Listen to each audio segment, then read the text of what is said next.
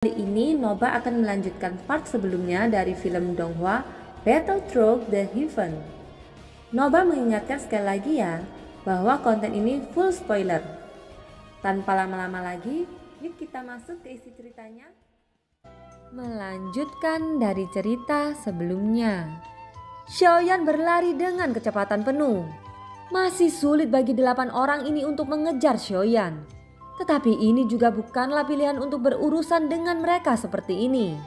Xiaoyan sedikit mengernyit dan secara bertahap ada niat membunuh di matanya. Sepertinya aku hanya bisa mengirim kalian semua ke jalan neraka, ucap Xiaoyan. Tatapan Xiaoyan langsung beralih ke samping dan kekuatan jiwa yang kuat di tingkat domain menutupi sekelilingnya. Saat berikutnya sosok Xiaoyan tiba-tiba berbelok ke kiri, tenggelam ke dalam kabut abu-abu tebal. 8 orang di belakang segera kehilangan pengejaran mereka terhadap Xiaoyan dan ada fluktuasi aneh di kabut abu-abu tebal. Sialan, semuanya hati-hati. Ada energi aneh di sini. Itu akan membuat orang berhalusinasi. Hanya orang yang mempunyai kekuatan jiwa setidaknya di tingkat suci dapat menolak. Jika tidak, maka kita akan mudah tersesat di dalamnya, ucap salah satu dari mereka membuat gerakan tangan untuk berhenti mengejar. 8 orang menggertakkan giginya. Tidak tahu apa yang harus dilakukan untuk sementara waktu. Sekarang apa yang harus kita lakukan? Apakah kita akan membiarkannya lolos begitu saja? Ucap salah satu dari mereka menghela nafas tak berdaya. Sangat tidak rela di hatinya. Terus mengejar, jangan beri kesempatan. Begitu kedua ahli Taisu ini pulih, kita mungkin tidak dapat mengalahkan mereka bahkan jika kita bergabung, ucap salah satu di antara mereka. Semua orang saling memandang dengan cemas. Kecepatan Xiaoyan terlalu cepat dan hampir tidak mungkin bagi mereka untuk mengejar ketinggalan. Memasuki tempat seperti ini kemungkinan besar akan membentuk situasi di mana Xiaoyan bisa menyergap dari kegelapan dan kemudian mengalahkan mereka satu persatu. Lupakan saja, aku tidak menginginkan warisan ini lagi. Semuanya tolong lanjutkan, ucap salah satu orang menangkupkan tangannya dan mulai pergi. Setelah satu orang memilih untuk pergi, hati mereka yang lainnya langsung terguncang dan mata mereka menunjukkan niat untuk mundur. Aku khawatir sudah terlambat untuk pergi sekarang. Apakah kamu memperhatikan bahwa ada titik api hitam yang aneh di tubuh kita? Jejak api ini tidak dapat dihilangkan dengan cara apapun, ucap seseorang tiba-tiba berbicara. Begitu kata-kata itu jatuh, mata semua orang tertuju pada tubuh mereka sendiri. Memang benar di tubuh mereka saat ini terinfeksi oleh titik api hitam yang aneh. Sialan, aku khawatir kita semua sudah ditandai oleh orang Taisu ini. Jika sekarang kita bubar, dia pasti akan datang membalas dendam satu persatu setelah dia keluar. Dengan kekuatannya, tak satu pun dari kita menjadi lawannya. Jadi kita tidak punya pilihan selain tetap bergabung bersama. Hanya itu satu-satunya kesempatan untuk bertahan hidup. Dengan kata lain kita harus membentuk aliansi sementara. Setidaknya sampai menara pembantaian ini benar-benar berakhir. Apakah Anda semua mengerti? Ucap salah satu dari mereka menyuarakan sarannya. Mereka bisa saja pergi sekarang. Tetapi masalahnya adalah pergi sekarang bukanlah kepergian yang sebenarnya. Karena mereka masih ada di menara pembantaian. Dan semua orang berusaha untuk menyingkirkan titik api hitam di tubuh mereka. Tetapi pada akhirnya mereka semua itu gagal. Sehingga orang pertama yang berencana untuk pergi juga berhenti. Setelah mendengar apa yang dikatakan orang itu, dia tidak jelas takut untuk pergi. Itu benar, semua orang saling menjaga satu sama lain setelah masuk. Selama kita menjaga pikiran kita tepat waktu, kita akan baik-baik saja. Sekarang yang terbaik adalah bergerak mengejarnya. Kalau tidak, kita tidak akan memiliki kesempatan setelah memberinya waktu untuk pulih, ucap salah satu dari mereka menambahkan. Semua orang mengangguk setuju dan mereka semua mengerti keseriusan masalah ini. Orang-orang Taisu sangat menyimpan dendam. Jika kita tidak bergandengan tangan untuk membasminya sekarang, mereka pasti datang lagi untuk balas dendam. Jangan ragu. Situasinya telah berkembang sampai saat ini. Tidak ada jalan keluar. Belum lagi 3 bola cahaya berwarna darah itu berisi warisan Raja Iblis Tianhe. Tidak peduli apa kita harus menggabungkan kekuatan dan melawannya bersama. Salah satu dari 2 Taisu terluka parah. Dan yang lainnya juga kelelahan dalam menghancurkan bayangan Raja Iblis Tianhe. Kita tidak boleh melewatkan kesempatan ini. Ayo bergerak, ucap orang itu. Ya, mari masuk bersama dan bunuh 2 orang Taisu ini, jawab mereka serempak. Setelah membuat keputusan tepat, mereka akhirnya bergerak dan tenggelam ke dalam kabut abu-abu tebal untuk mengejar Xiaoyan. Di tengah energi iblis ini, Xiaoyan mendapatkan manfaat dari kekuatan jiwa domain dan tidak terpengaruh oleh energi iblis untuk waktu yang singkat. Pada saat ini Xiaoyan menemukan tempat tersembunyi, mengangkat tangannya dan membuang 853. Sosok 853 dengan keras jatuh ke tanah. Mata Xiaoyan menyipit. Jelas Xiaoyan sengaja melakukannya. Dia ingin melihat apakah 853 berpura-pura. Tapi ternyata 853 tidak pura-pura. Dia benar-benar koma. Dan Xiaoyan agak kurang sopan membuangnya dengan cara seperti sampah. Xiaoyan tidak memiliki rencana untuk mengurus 853. Apakah dia hidup atau mati hanya dapat bergantung pada keberuntungannya sendiri. 3 bola cahaya berdarah di depannya adalah masalah pertama yang ingin Xiaoyan selesaikan. Xiaoyan terus bergerak menuju kabut abu-abu. Dan setelah menjaga jarak tertentu dari 853, dia menemukan tempat tersembunyi lalu duduk bersila. Meskipun ada sang ratu yang melindunginya, Xiaoyan tidak mau bergantung terlalu banyak padanya. Kecuali jika itu benar-benar sesuatu yang tidak bisa diselesaikan, Xiaoyan tidak akan melibatkan sang ratu. Pada saat ini Xiaoyan berniat mengatur formasi. Sekarang Xiaoyan menjadi buronan.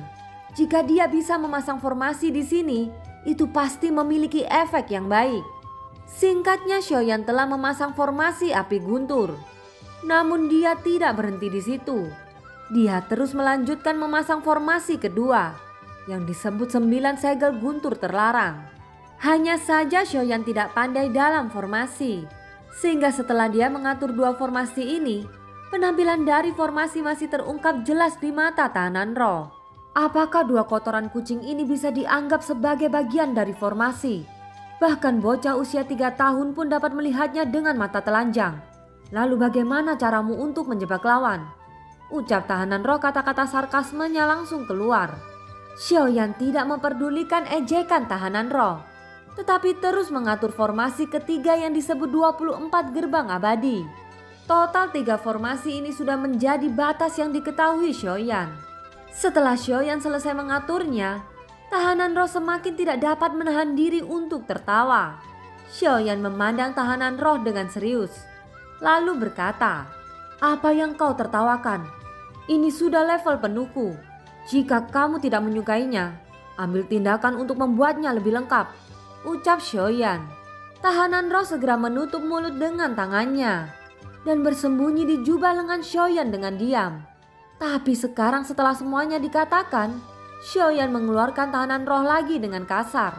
"Pria kejam 1000 pedang, bukankah ini pekerjaanmu sendiri?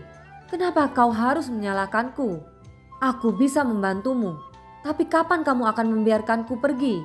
teriak tahanan roh dengan marah. Namun Xiaoyan mengabaikannya. "Jangan bercanda, kau tidak bisa berbohong padaku. Kau berjanji akan membiarkanku bebas setelah membuka batasan armor dewa palsu," ucap tahanan roh dengan cemas. Xiaoyan melirik ke tahanan roh, lalu melihat ke sisi kiri dan kanan sebelum berkata, "Lihat, sepertinya ada sesuatu di sana," ucap Xiaoyan. "Pria kejam 1000 pedang, jangan terlalu banyak menipuku," ucap tahanan roh meraung keras. Dia sangat dianiaya sehingga dia hampir menangis karena marah.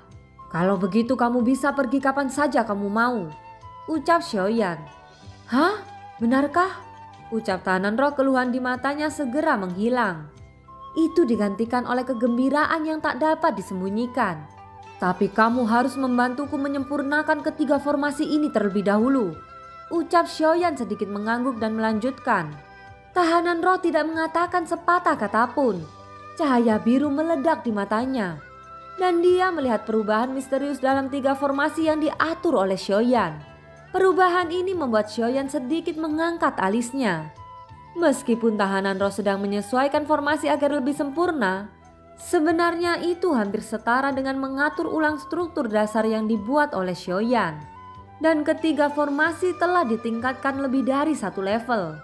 Untuk ketiga formasi tersebut, tahanan roh hanya membutuhkan kurang dari setengah batang dupa sebelum menyempurnakannya. Baik, sudah beres. Kalau begitu aku akan mengucapkan selamat tinggal, kata tahanan roh hendak pergi. Tunggu, ucap Xiaoyan. Pria kejam 1000 pisau, kamu tidak bisa menarik kembali kata-katamu. Kamu baru saja berjanji padaku. Jika kamu tidak melepaskanku, aku akan melawanmu dengan keras, ucap tahanan roh meraung marah. Kapan kamu akan kembali? Ucap Xiaoyan. Tidak yakin, ucap tahanan roh mendengus dingin. Baik, kalau begitu kamu akan tinggal di alam Suanjin ini selamanya, ucap Xiaoyan juga mendengus dingin. Jangan katakan itu, paling lama tidak akan melebihi 50 tahun. Kamu harus menungguku. Tempat hantu ini tidak menyenangkan. Aku ingin kembali ke dunia sensi, ucap tahanan roh. Xiaoyan mengangguk pelan. Jika kamu tidak kembali dalam 50 tahun, aku tidak akan menunggumu, ucap Xiaoyan. Tahanan roh melengkungkan bibirnya dan berkata dengan suara rendah. Pelit, kamu bahkan tidak rela untuk menungguku, ucap tahanan roh tidak membantah. Matanya yang besar menarik diri dan bersiap untuk pergi lagi. Tunggu dulu, ucap Xiaoyan tiba-tiba menghentikannya lagi. Kau, apa yang akan kau lakukan? Biarkan aku pergi, ucap tahanan roh memarahi dengan marah. Xiaoyan memandang tahanan roh. Meski keduanya bisa dianggap sebagai sepasang musuh yang bahagia, namun nyatanya mereka akan saling membantu di saat-saat kritis. Berhati-hatilah, ucap Xiaoyan setelah jeda sebentar. Dia berkata dengan serius. Dan tahanan roh juga berhenti sedikit saat mendengar kata-kata itu.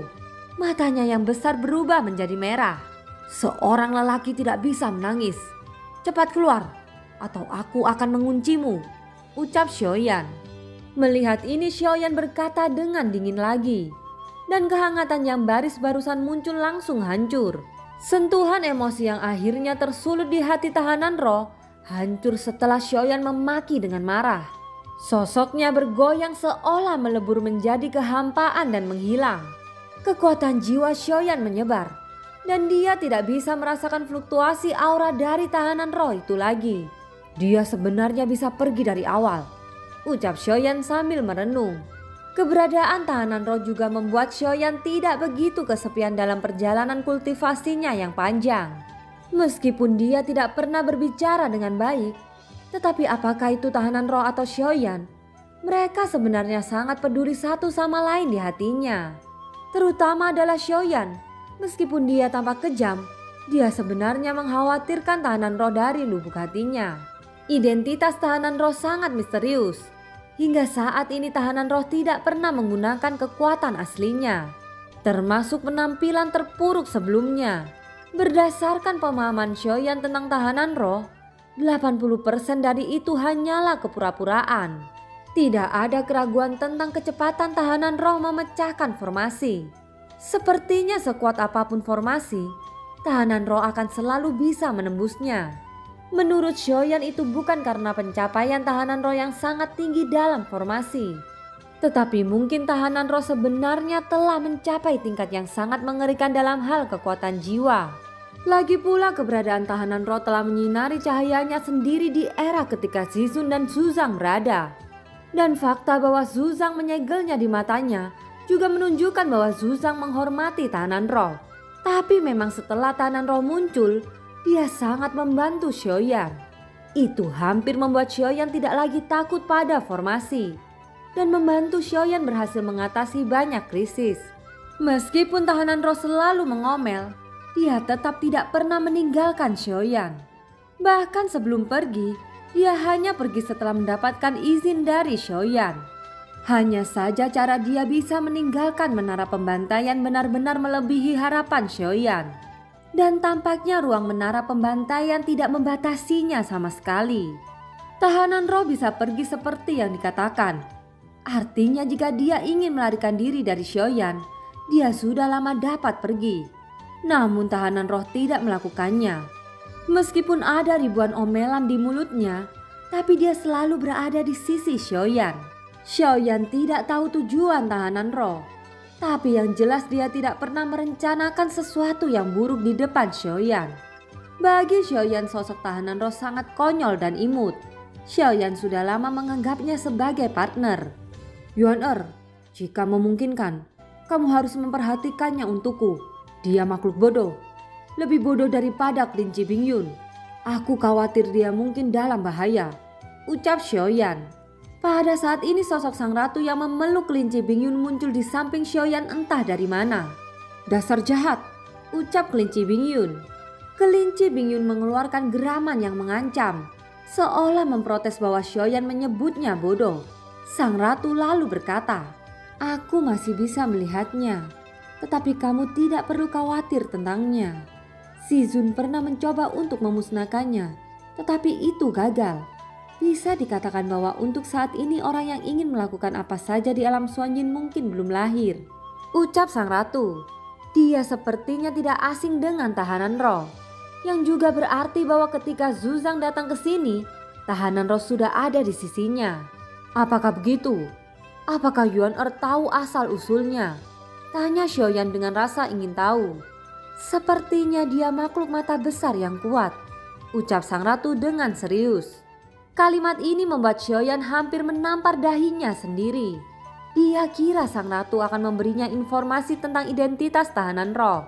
Xiaoyan tidak berbicara dan segera melihat ketiga bola darah di depannya. Belum terlambat untuk mengungkapkan isi dari 3 warisan ini. Xiaoyan melihat salah satu bola cahaya berwarna darah dan tiba-tiba mengulurkan tangannya.